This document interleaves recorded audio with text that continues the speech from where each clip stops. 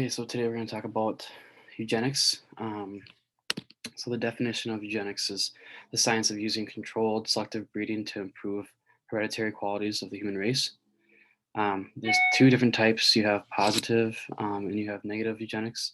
So the positive eugenics is encourage reproduction of those who are seen as genetically fit.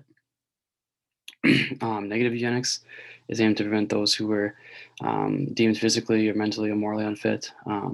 They separate these two categories of people by sterilization and segregation. Francis Galton, he was the father of eugenics. He was also an English scientist in the late 1800s. He really did a lot of studies in eugenics, and initially he focused on positive eugenics. He believed that biology was responsible for not just physical characteristics, but as well as mental.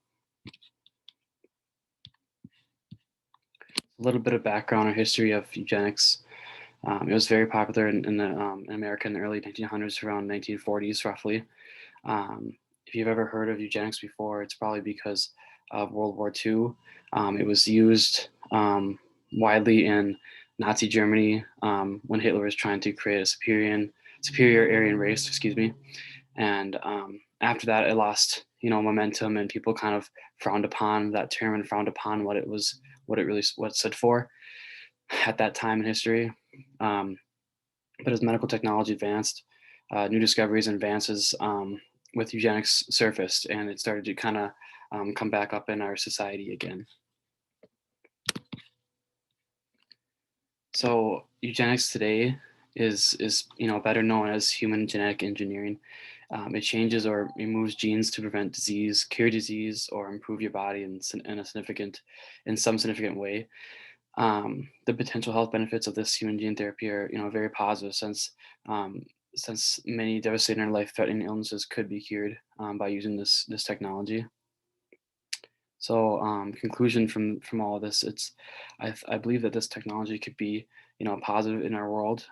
It's just there's certain things that we need to do before we can really start effectively using this, and that is, identifying what the ethical limits, should be of this technology and how far we should go. Um, some points that I'd like to state is that, like, we shouldn't be using this technology to enhance people so that they're more, likely to create harm in our societies, and we shouldn't be creating people that are going to create, increased social problems or inequality in our societies as well. um, we have, I mean, how we choose to use this technology is, open and new to us, and I think if we're smart with it, it can be, a benefit to our world.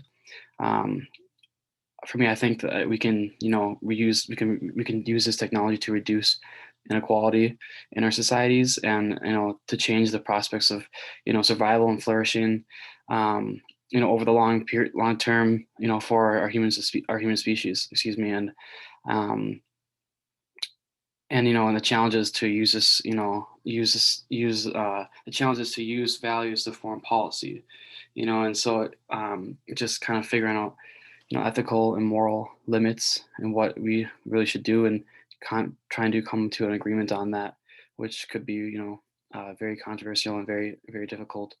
But I think this technology could definitely be used for good when, when you're trying to prevent disease and or cure disease, and to improve our societies. Here's my references, and yeah, so that's all I got for you today. Thank you.